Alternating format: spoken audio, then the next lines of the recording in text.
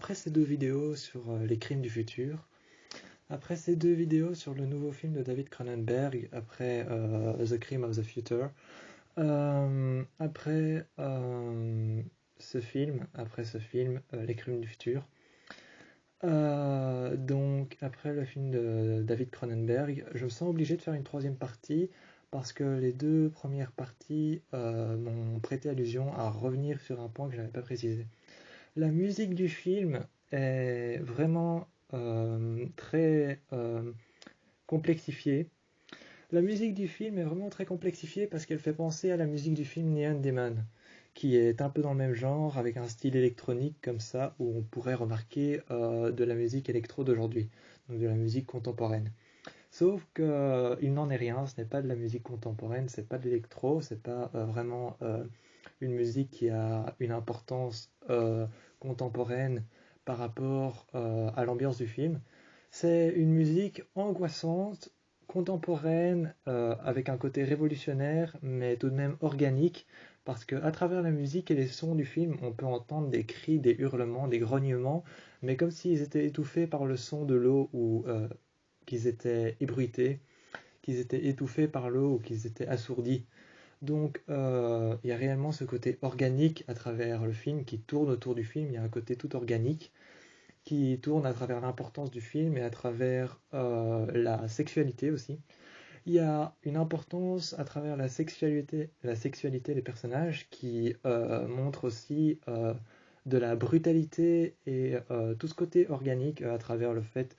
que les personnes aiment ça, montre que la sexualité peut paraître des fois très violente.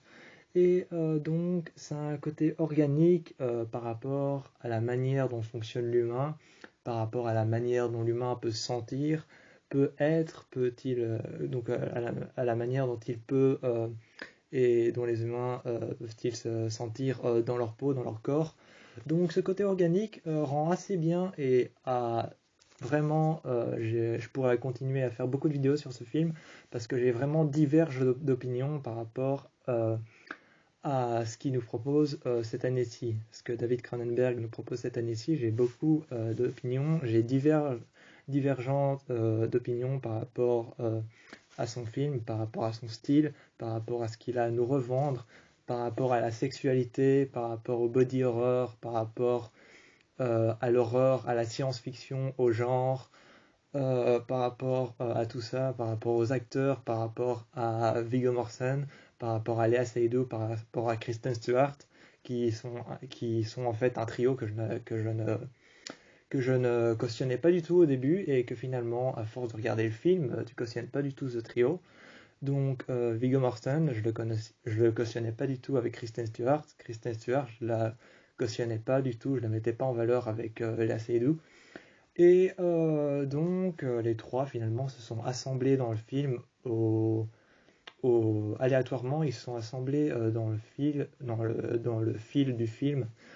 Donc au fil que le temps passe, que le temps du film passe, que le film passe,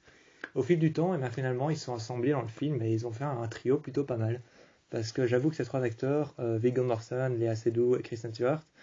je les voyais pas ensemble. Mais finalement, ce genre body horror, ce style de body peur,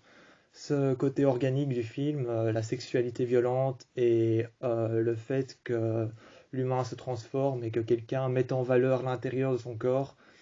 ça rend plutôt pas mal. Ça donne un côté assez trash, assez sombre, assez sobre et assez osé.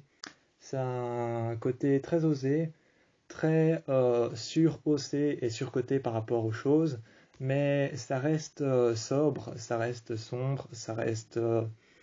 fait accroître en croissance le style horrifique d'aujourd'hui qui diminue de plus en plus, mais ce film fait accroître en croissance le style horrifique d'aujourd'hui.